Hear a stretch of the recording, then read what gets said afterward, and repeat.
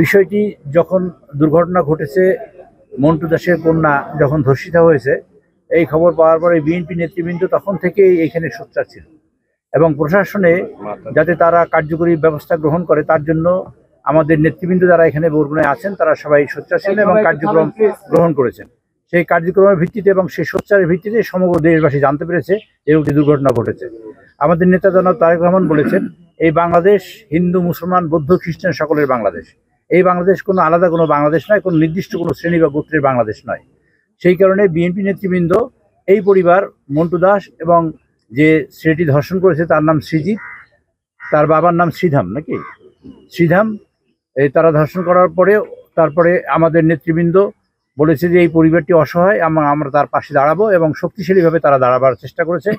আমাদের পিপি সাহেব, আমাদের সাবেক এই জেলার সভাপতি সাহেব সহ অন্যান্য যারা আছেন, সাংগঠনিক সম্পাদক সহ অন্যান্য যারা ছিলেন সবাই এসছেন। গতকালকে তারা এসে কিছু আর্থিক অনুদান দিয়েছেন আপনাদের। আর প্রশাসনের সাথে আমি কথা বলেছি প্রথম দিন থেকেই, প্রশাসনও এখানে এসছে, তারা আর্থিক অনুদান দিয়েছে এবং খাদ্য সামগ্রী দিয়েছে। আমি এসপির সাথে কথা বলেছি, ডেপুটি কমিশনারের সাথে কথা বলেছি, ওসির সাথেও কথা বলেছি যে কী কার্যকরী ব্যবস্থা গ্রহণ করা হয়েছে। তারা বলছে যে বিশেষ করে আমাদের নেতা জনাব তারেক রহমান সাহেবের নির্দেশে এবং আমাদের প্রচেষ্টায় তারা স্ট্রং ভূমিকা পালন করার চেষ্টা করেছেন। তবে এসপি সাহেব বলেছেন পোস্টমর্টেম রিপোর্ট আসার পরেই আমরা কেবল সিদ্ধান্ত নিতে পারবো, তার আগে তো আমাদের সিদ্ধান্ত নেওয়া সম্ভব নয়। এই মুহূর্তে আমাদের নেতা জনাব তারেক রহমান সাহেব, তার সাথে কথা বলেছি, তিনি আমাকে নির্দেশ করেছেন যে এখানে আসার জন্য এবং এই পরিবারটির পাশে দাঁড়াবার জন্য। তো এই পরিবারটির পাশে আমরা আমাদের তরফ থেকে নেতা বলেছেন এবং আমিও বলতে চাচ্ছি যে সকল ধরনের আইনি সহায়তা আমরা করব আপনাদের, সেটা ফ্রি, আপনাদের কোনো টাকা পয়সা হবে। আমাদের পিপি সাহেব এখানে আছেন এবং উকিল সাহেব এখানে আছেন, 8-10 জন উকিল এখানে আসছে। ডাক্তার সাহেবদের আপনাদের চিকিৎসার জন্য যেসব আমরা ফ্রি করব এবং আমাদের তরফ থেকে আপনাদের সাহায্য সহায়তা করা হবে ফ্রি, এটা কোনো পয়সা লাগবে না।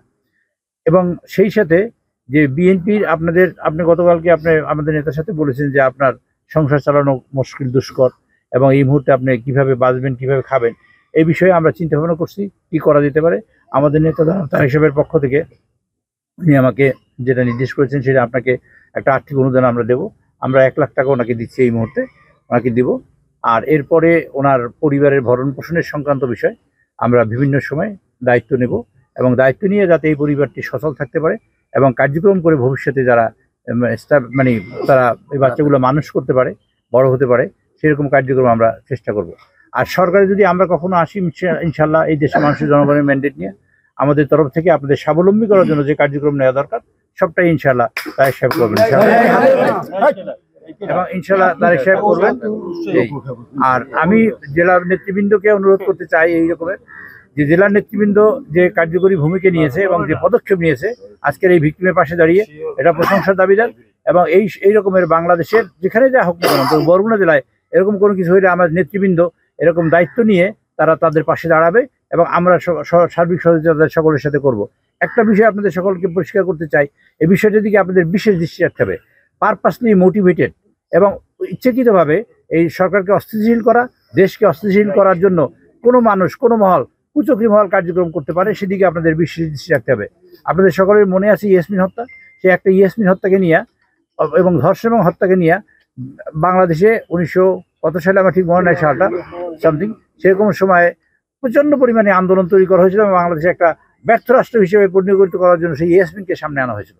সেরকম আবার কোনো মহল, কুচক্রী মহল সেরকম কার্যক্রম করছে কিনা সে ব্যাপারে আপনারা সজাগ দৃষ্টি রাখবেন এবং আপনাদের বিশেষ করে আমাদের বরগুনা নেতৃবৃন্দ যারা আছেন তারা সজাগ আছেন, তারপর আরও তৎপর এবং ভিজিলেন্ট হওয়ার জন্য আমি অনুরোধ করছি।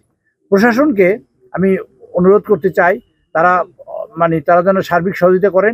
বিভিন্ন সময় যে টিআর কাবিখা ইত্যাদি অনেকে আছে বা বিজিবি আছে, বিজিএফ আছে, বিভিন্ন জায়গা থেকে এই পরিবারের জন্য একটি আর্থিক অনুদানের ব্যবস্থা যেন রেগুলার ভিত্তিতে করেন এবং সার্বিকভাবে তারা পেতে পারেন, তার সকল ব্যবস্থা যেন তারা করেন। জেলা প্রশাসক মহোদয় তিনি আছেন, তিনি অত্যন্ত আন্তরিক, আমি তার সাথে বারবার কথা বলেছি, তিনি এসেছেন এখানে, তাদের সহযোগিতা করছেন, টাকা পয়সা দিয়েছেন। সুতরাং আমি তাদের আবারও অনুরোধ করতে চাই যেন তারা এই ভিক্টিমের পাশে দাঁড়ান। আর আমাদের বিএনপির নেতৃবৃন্দ যারা আছেন তারা তো অলরেডি গতকালকে এসেছেন, খাদ্য সামগ্রী দিয়েছেন, টাকা পয়সা দিয়েছেন। ভবিষ্যতে যদি কোনো সমস্যা হয় ইনশাল্লাহ আমরা আপনার পাশে আছি, আপনার পাশে আমরা থাকবো। আপনার সন্তানদের লেখাপড়া এবং ভালো মানুষ হওয়ার জন্য যা করা দরকার আমাদের দল তরফ থেকে পারে। সর্বোপরি মূল কথা যেটা আমাদের নেতা বলেছেন, বিএনপি পরিবার, বিএনপি আপনাদের সাথে আছে এবং বিএনপি যে কোনো অসুবিধায় যে কোনো পরিস্থিতিতে আপনাদের যত ধরনের সহযোগিতা করা দরকার সবকিছু করার জন্য বদ্ধপরিকর, এবং আপনাদের ভরণ পোষণের দায়িত্ব আমরা নেব ইনশাল্লাহ, যাতে আপনাদের কোনো অসুবিধা না হয় এবং কিছু করে খেতে পারেন সেরকম একটা ব্যবস্থা আমরা করে দেবো।